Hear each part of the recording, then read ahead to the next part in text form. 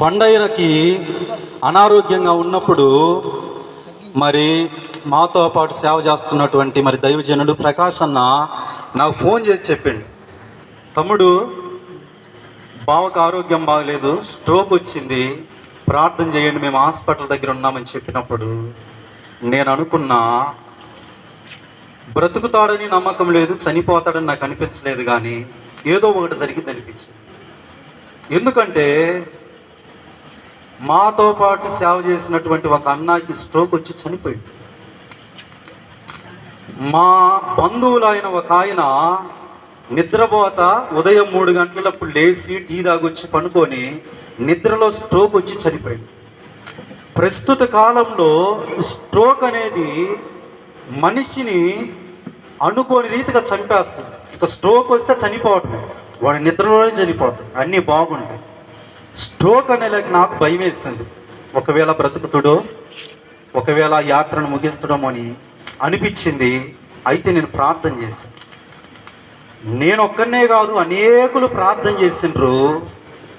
ఆ హిజ్కియా ప్రార్థన ఆలకించిన దేవుడు ఆయనకు ఆయుష్ను పొడిగించినట్లుగా మరి వాళ్ళ బాబు కొరకు అన్న ప్రార్థన చేసిండ్రో, దైవ సేవకులు ప్రార్థన చేసిండ్రో, విశ్వాసులు ప్రార్థన చేసిండ్రో, ఎవరు కన్నీరుతో ప్రార్థన చేసిండ్రో, కానీ నేను నమ్ముతున్నా ఎవరో ఒకరి యొక్క కన్నీరు నీ దేవుడు చూసి ఆయనకి ఆయుష్ను పొడిగించిండు. హల్లెలూయా, హల్లెలూయా.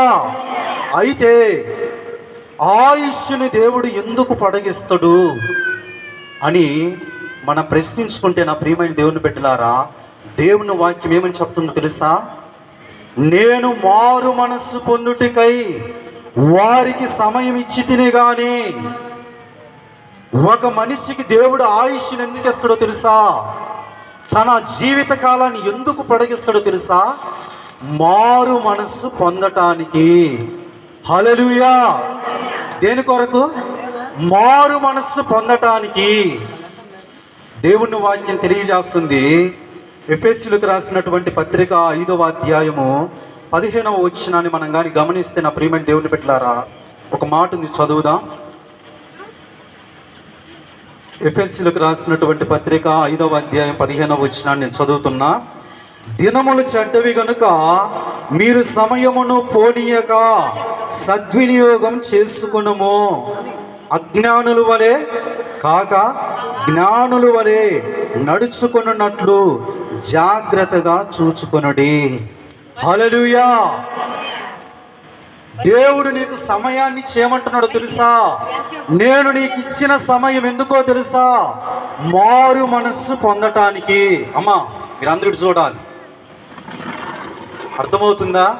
మన జీవితాలు ఎందుకు మారటం లేదంటే వాక్యం వినటం లేదు కాబట్టి, ప్రార్థనకి వెళ్ళటం లేదు కాబట్టి కాదు. ప్రార్థనకి వెళ్తారు, పాటలు పాడతారు, ఉత్సాహంగా ఉంటారు, వాక్యం వచ్చేసరికి ఎక్కడ లేని నీరసం వచ్చింది మనస్సులో.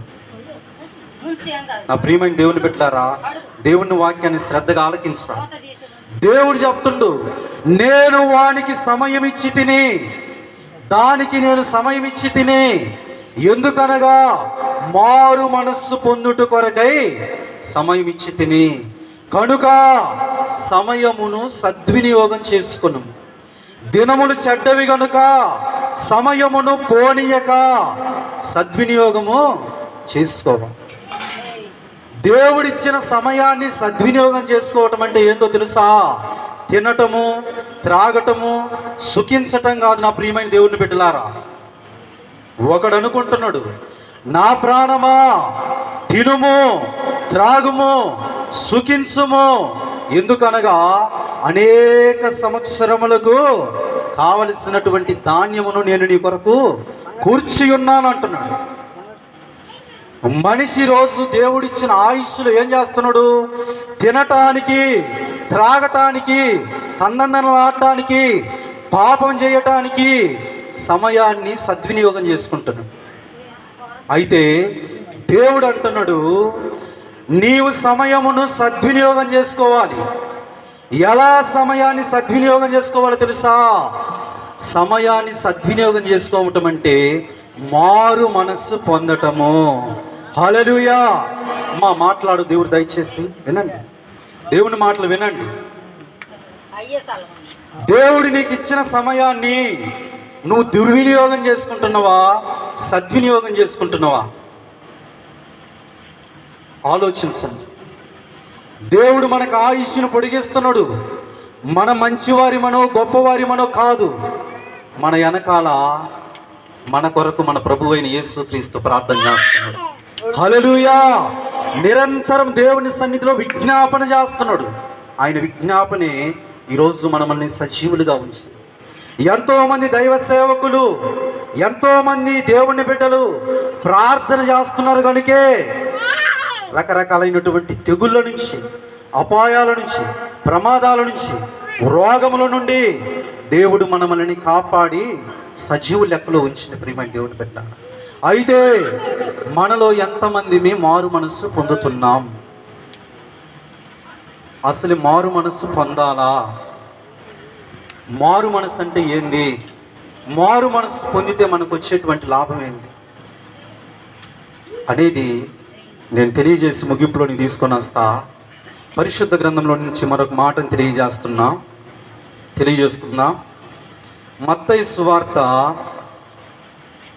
4వ అధ్యాయము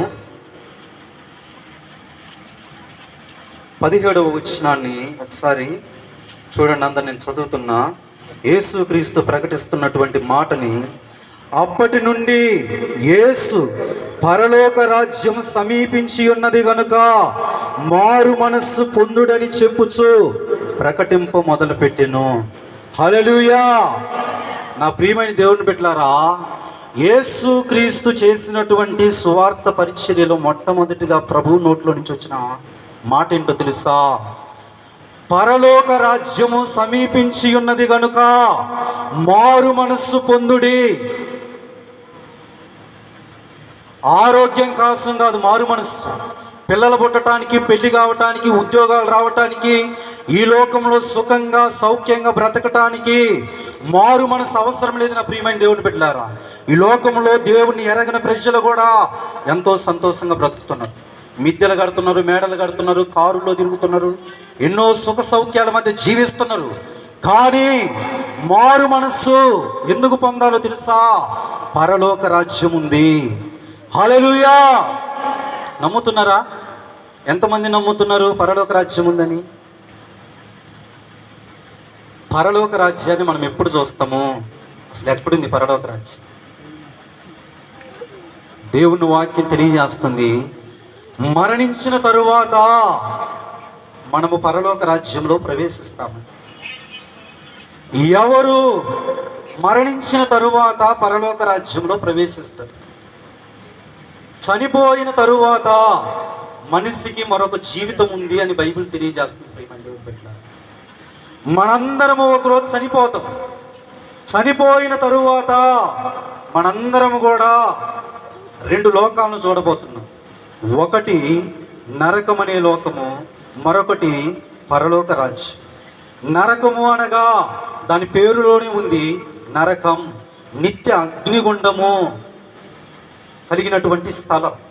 మరొక స్థలము నెమ్మది పొందు స్థలము, అదే పరలోక రాజ్యం. దేవుని వాక్యం తెలియజేస్తుంది, మనిషికి మరణమే ముగింపు కాదు, మరణము తరువాత మరొక జీవితం ఉంది అని. కానీ ఈ విషయాన్ని చాలామంది నమ్మటంలో ప్రియమైన దేవుని పెట్టారు. అయితే మీ అందరు నమ్మటానికి నేను ఒక చిన్న విషయాన్ని తెలియజేస్తా. మనిషి ఈ భూమి మీద జన్మించక ముందు ఎక్కడున్నాడు ప్రియమైన దేవుని పెట్టారా? మనందరం కూడా ఈ భూమి మీద ఎక్కడి నుంచి ఆవిర్భవిస్తామో తెలుసా? తల్లి గర్భంలో నుండి వస్తాం. అవునా కాదా? చెప్పాలి అందరూ హల్లెలూయా. ఎక్కడి నుంచి వస్తాం? తల్లి గర్భంలో నుండి మనం ఈ లోకానికి వస్తున్నాం. అంతకుముందు దేవుని దగ్గర ఉన్నామని దేవుని వాక్యం తెలియజేస్తుంది. నేను దాని వైపు వెళ్ళటంలా, మనిషి జన్మించటానికి ముందు 9 మాసాలు తల్లి గర్భంలో ఉంటున్నాడు. మనందరము కూడా 9 మాసాలు తల్లి గర్భంలో. యేసుక్రీస్తు కూడా ఈ లోకంలో జన్మించేటప్పుడు పరలోకం నుండి మొదట ఎక్కడున్నాడు? మరియ గర్భంలో ఉండి ఈ లోకంలో జన్మించాడు. ఈ 9 మాసాలు తల్లి గర్భంలో ఉన్నటువంటి బిడ్డకి ఈ లోకమును గురించినటువంటి అవగాహన ఉంటుందా? ఉంటుందా? ఎప్పుడైనా ఆలోచించరా? నీ తల్లి గర్భంలో ఉన్నప్పుడు ఈ లోకమును గురించిన సంగతులు నీకేమైనా తెలుసా? ఇదిగో నా తల్లి నన్ను కనబోతుంది, నేను పాలు తాగుతాను, అన్నం తింటాను, పెద్దోడిని అవుతాను, పెళ్లి చేసుకుంటాను, పిల్లల్ని కంటాను, వాళ్ళకి పెళ్లిళ్ళు చేస్తాను, ఇదిగో నా జీవితం ఇలా ఉంటుందని మనందరికి ఎవరికైనా తెలుసా?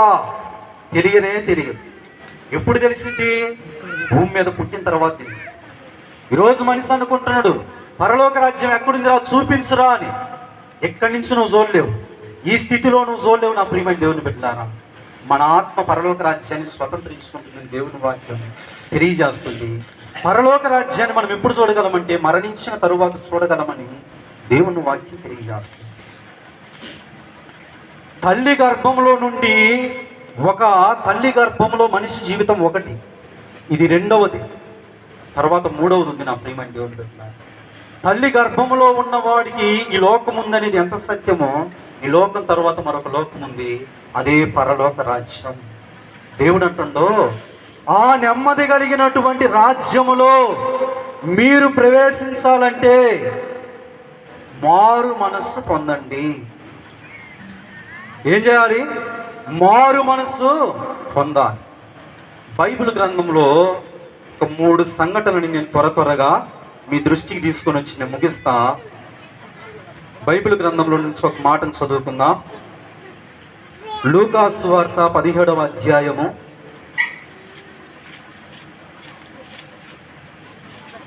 17వ అధ్యాయము 13వ వచనం నుంచి ఒక మాట చదువుదాం, లేదా 12 నుంచి చదువుదాం.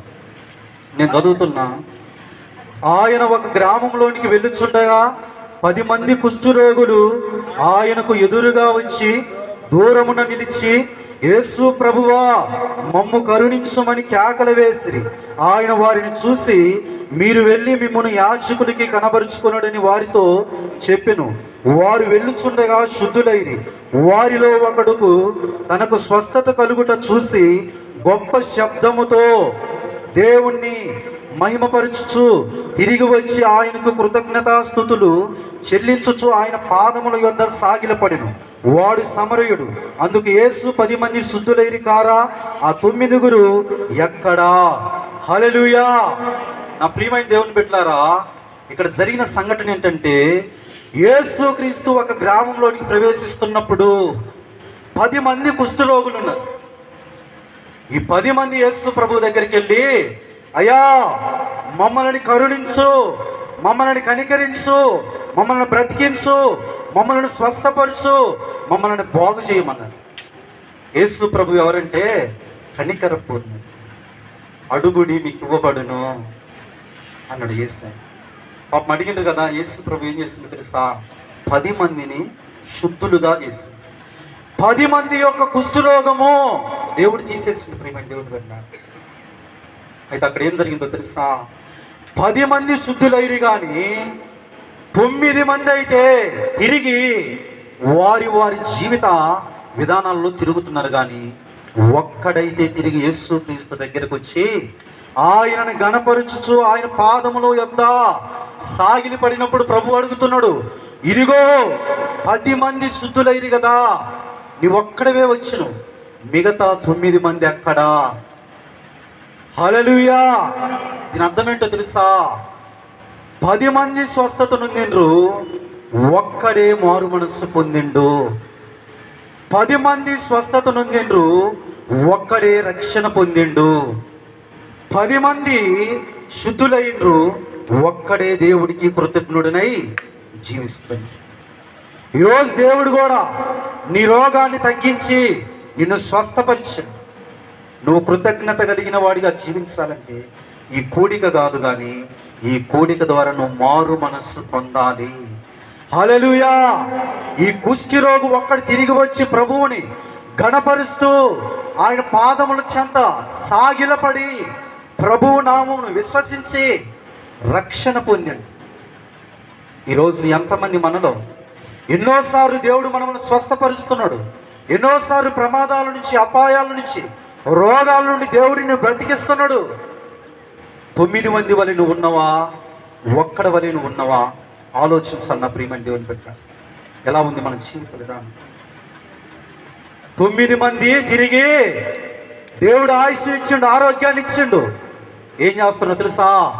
మరలా నా పని ఉంది, పని చేయాలి. బాగు చేసిన దేవుడిని మర్చిపోయినవా? ఇదిగో 9 మంది మర్చిపోయినరు, నరకాగ్నికి వెళ్ళిండు. ఒక్కడు మారు మనసు పొంది రక్షణ పొందిండు, నిత్య జీవాన్ని స్వతంత్రించుకున్నాను. ఈరోజు దేవుడు నిన్ను కూడా స్వస్థపరిచిండు. ఎందుకో తెలుసా? ఆయుష్ను పొడిగించాడు, సమయాన్ని ఇచ్చిండు. సద్వినియోగం చేసుకొని మారు మనస్సు పొందటానికి. మరొక సందర్భాన్ని కూడా చదువుదాం. అదే లూకా సువార్త 23వ అధ్యాయము 39వ వచనాన్ని మనం ఒకసారి జ్ఞాపకం చేసుకుందాం. చదువుతున్నా నేను. వేలాడి వేయబడిన ఆ నేరస్తుల్లో ఒకడు ఆయనను దూషించుచు, నీవు క్రీస్తువు కదా, నిన్ను నీవు రక్షించుకొనుము, మమ్మును కూడా రక్షించమని చెప్పెను. అయితే రెండో వాడు వానిని గద్దించి, నీవు అదే శిక్షా విధిలో ఉన్నావు గనుక దేవునికి భయపడవా?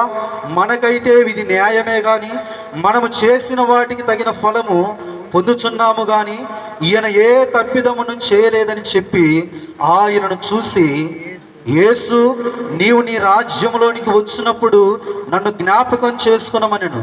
అందుకు ఆయన వానితో, నేడు నీవు నాతో కూడా పరదేశంలో ఉండు అని నిశ్చయముగా నీతో చెప్పుచున్నానెను. హల్లెలూయా. 10 మంది కుష్ఠరోగులకు రోగం వచ్చినప్పుడు యేసుక్రీస్తుకి 10 మందికి అవకాశం ఇచ్చాడు. దేనికో తెలుసా? మారు మనస్సు పొంది పరలోక రాజ్యంలో ప్రవేశించడానికి. వాళ్ళు 9 మంది సద్వినియోగం చేసుకోవాలా, ఒక్కడ సద్వినియోగం చేసుకున్నారు. యేసుక్రీస్తు మరణ సందర్భంలో కూడా 2 అవకాశం ఇచ్చింది ప్రియమైన దేవుని బిడ్డలారా రక్షణ పొందడానికి. యేసుక్రీస్తుతో కూడా 2 సిలువ వేసిండ్రు. వారు ఎవరంటే బందిపోటు దొంగలు, నేరస్తులు. వీరిద్దరికి యేసయ్య అవకాశం ఇస్తున్నాడు. దేని కొరకు తెలుసా? మారు మనస్సు పొంది రక్షణ పొందుతురోమోనని.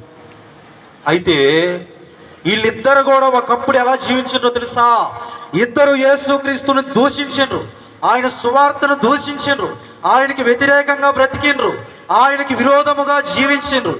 ఆయన గురించి ఎన్నిసార్లు చెప్పినా లక్ష్య పెట్టకుండా జీవించిండ్రు ప్రియమైన దేవుని పెట్టారు. అయితే ఒకరోజు వారు చేసినటువంటి పాపాన్ని బట్టి మరణానికి అప్పగించబడ్డారు. దేవుని వాక్యం తెలియజేస్తుంది, పాపము వలన వచ్చు జీతము మరణము. నువ్వు త్రాగుబోతుగా ఉన్నవేమో, ఒకరోజు నిన్ను మరణం దర్శించబోతుంది. తిరుగుబోతుగా ఉన్నవేమో, మరణం దర్శించబోతుంది. పాపము చేయి ప్రతి వాడు మరణానికి అప్పగించబడిన దేవుని వాక్యం తెలియజేస్తుంది. ఈ పాపిష్టి నేరస్తులకి ఇద్దరికి మరణానికి అప్పగించినప్పుడు దేవుడు ఎంత ప్రేమస్వరూపో తెలుసా? ఆ పాపులను కూడా ప్రభువు క్షమించి ఒకవేళ మారు మనస్సు పొందితే వారిని పరలోక రాజ్యంలో చేర్చుకుందామని దేవుడు అవకాశం ఇచ్చినప్పుడు ఏం జరిగిందో తెలుసా? ఆ సిలువ వేయబడిన వారిలో ఒకడు అంటున్నాడు, యేసుక్రీస్తుని దూషిస్తూ, నీవు రక్షకుడు అయితే నిన్ను నీవు రక్షించుకో, నన్ను కూడా రక్షించుము అంటున్నాడు. అంటే అక్కడ కూడా వాడు యేసు ప్రభువుని దూషిస్తా యేసు ప్రభువుని ప్రశ్నిస్తున్నాడు, యేసు ప్రభువుని విశ్వసించటంలా. కానీ మరొక వైపున ఉన్నవాడు అంటున్నాడు, వాడిని గద్దించిరే, నీకు నాకు ఈ శిక్ష న్యాయమే. ఎందుకంటే నువ్వు పాపం చేసిను, నేను పాపం చేశాను. మనం చేసిన పాపమును బట్టి, నేరమును బట్టి, దొంగతనమును బట్టి ఈ శిక్ష మనం పొందుతున్నాం. కానీ ఇదిగో ఈ నీతిమంతుడు, ఈ పరిశుద్ధుడు ఏ పాపము చేయలా, ఆయన పరిశుద్ధుడు, దైవ కుమారుడు అని సిలువలో ఒకడు యేసుక్రీస్తుని అంగీకరించాడు. ఆయన పరిశుద్ధుడని, నీతిమంతుడని, పాపము చేయలేదని. అక్కడ యేసయ్యను గురించి ఈయన ఏ నేరము ఎరుగినటువంటి వాడు, మనము దీనికి మనం పొందుతున్న శిక్షకి న్యాయమే కానీ ఆయన పొందుతున్న శిక్షకి అది న్యాయం కాదు అన్నప్పుడు తర్వాత యేసు ప్రభువుని ప్రాధేయపడ్డాడు. ఒకటే ఒకటి అడిగింది యేసయ్య. ఏమడిగిందో తెలుసా? ప్రభువా, నీవు నీ రాజ్యముతో కూడా వచ్చినప్పుడు నన్ను జ్ఞాపకం చేసుకో. హల్లెలూయా. ఇది నా ప్రియమైన దేవుని బిడ్డలారా, మారు మనసు అంటే ఆరోగ్యం కోసమో, పెళ్లి కోసమో, ఉద్యోగం కోసమో, ఇంకో దానికోసమో కాదు. ప్రభువా, నీ రాజ్యం కావాలి, నేను మార్పు చెందుతున్నా. వెంటనే యేసయ్య వాగ్దానం చేసింది, నేడే నీవు నాతో కూడా పరదేశులో ఉందువని నిశ్చయముగా నీతో చెప్పుచున్నాను. హల్లెలూయా. మరణములో కూడా దేవుడు అవకాశం ఇస్తున్నాడు. ఈరోజు ఒకవేళ మరి కొండయ్య గారు ఏమో దేవుని నిర్ణయం మరణానికి అప్పగించిండో, ప్రార్థన చేయటాన్ని బట్టి మరణములో కూడా దేవుడు ఒక అవకాశాన్ని ఇస్తున్నాడు. సద్వినియోగం చేసుకుంటావా? ఒక దొంగ సద్వినియోగం చేసుకోలేకపోయాడు. ఒక దొంగ మరణములో రక్షణని పొందుకున్నాడు. ప్రియమైన దేవుని బిడ్డ, ఇంకొక మాటని నేను తెలియజేసి ముగిస్తా. అదే లూకాసు వార్త 16వ అధ్యాయము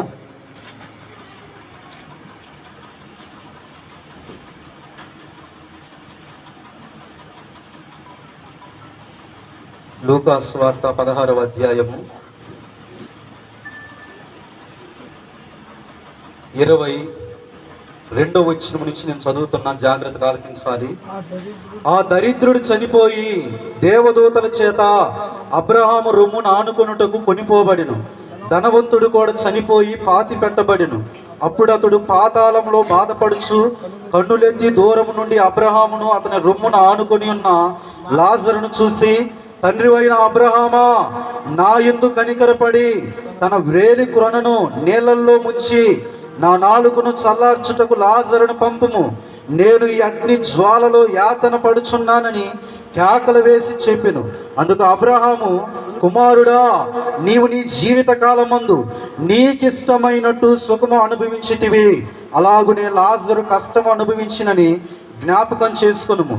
ఇప్పుడైతే వాడు ఇక్కడ నెమ్మది పొందుచున్నాడు, నీవు యాతన పడుచున్నావు. హల్లెలూయా. నా ప్రియమైన దేవుని బిడ్డలారా, చదవబడినటువంటి లేఖనాల్లో ఇద్దరు వ్యక్తులు కనిపిస్తున్నారు మనకి. ఒకటి ధనవంతుడు, రెండు దరిద్రుడైనటువంటి లాజరు. ఇద్దరు చనిపోయిన ప్రియమైన దేవుని బిడ్డ. మరణానికి తారతమ్యం లేదు, అందరం మరణిస్తాం. ధనవంతుడు చనిపోయిండు, లాజరు చనిపోయిండు. ధనవంతుడేమో అగ్ని జ్వాలలో యాతన పడుచు ఏడ్చుచు పళ్ళు కొరుక్కుంటూ వేదన పడుతున్నాడు. ప్రియమైన దేవుని బిడ్డలారా, లాజరు అయితే ఎక్కడ చేరిండో తెలుసా? నెమ్మది పొందే అబ్రహాము ఉన్నటువంటి స్థలంలో చేరిండు. ఇక్కడ దేవుని వాక్యం తెలియజేస్తుంది, ఎందుకని ధనవంతుడు ఆ యొక్క అగ్ని జ్వాలలోకి వెళ్ళిండో తెలుసా? నీవు నీ జీవిత కాలం అంతా నీకిష్టమైనట్టు. ఈరోజు చాలామంది, అన్న నువ్వు దేవుని నమ్ముకోమంటే నమ్ముకోను. ఎందుకని? నా ఇష్టం, నాకు ఒక ఇష్టం ఉంది, నా ఇష్టం. నీ ఇష్టం నిన్ను నరకానికి తీసుకెళ్ళింది, గుర్తుపెట్టుకో. దేవుని ఇష్టం నిన్ను పరలోక రాజ్యానికి చేర్చింది. నీ ఇష్టాన్ని నువ్వు నెరవేర్చుకునేదానిగా ఉంటే, నీ ఇష్టాన్ని నువ్వు నెరవేర్చుకునేవాడిగా ఉంటే, నా ప్రియమైన దేవుని బిడ్డలారా, నువ్వు నరకాగ్నిలో కాలిపోవాల్సింది. ఇదిగో ధనవంతుడు నా ఇష్టం, నా ఇష్టం, నా ఇష్టం అంటూ సుఖాన్ని అనుభవించిందంట. ఈరోజు కష్టాన్ని అనుభవిస్తున్నాడు. యుగ యుగాలు, తరతరాలు అగ్ని జ్వాలలో యాతన పడుచున్నాడు. నీవు నేను ఆ అగ్ని జ్వాలలోకి వెళ్దామా? నీ ఇష్టం నేను అగ్ని జ్వాలలోకి తీసుకెళ్ళి, దేవుడిని ఇష్టం పరలోక రాజ్యానికి తీసుకెళ్ళి. ఇటు మాటను దేవుడు దీవించునుగాక. చిన్న ప్రార్థన చేసుకుందాం. మహాపరిశుద్ధుడా, ప్రేమ నమ్మకములు కలిగిన యేసయ్యా, నీ వందనాలు చెల్లిస్తున్నాను. ఇదిగో నాయన, నీ లేఖనం తెలియజేస్తుంది, మీరు ఎన్ని చేసినా నాకు సంతోషం లేదు. ఇదిగో మారు మనస్సు అక్కరలేని 99 మంది నీతిమంతుల కంటే మారు మనస్సు పొందు ఒక్క పాపి విషయమై పరలోకమందు దేవునికి తన దూతల ఎదుట మహా సంతోషం కలుగునని ప్రభువా నీ లేఖనం తెలియజేస్తుంది. ఈ కూడిక నాయన ఏర్పాటు చేయటాన్ని బట్టి నీకు సంతోషం కలగదు, కానీ ఈ కూడికలో ఒక్క పాపైన మారు మనస్సు పొందితే రక్షణ పొందుతాడు. కుష్ఠరోగుల్లో ఒకడు అయా కృతజ్ఞుడై రక్షణ పొందాడు. అయా నేరం చేసిన వారిలో ఒకడు కృతజ్ఞుడై మారు మనస్సు పొంది రక్షణ పొందాడు. ఒక దరిద్రుడు మారు మనస్సు పొంది తన ఇష్టాన్ని వదిలిపెట్టి నీ ఇష్టాన్ని నెరవేర్చి నిత్య రాజ్యములో చేరాడు ప్రభు. అయ్యా నీ బిడ్డలందరినీ కూడా జ్ఞాపకం చేస్తాను నీ రాజ్యము నిమిత్తము.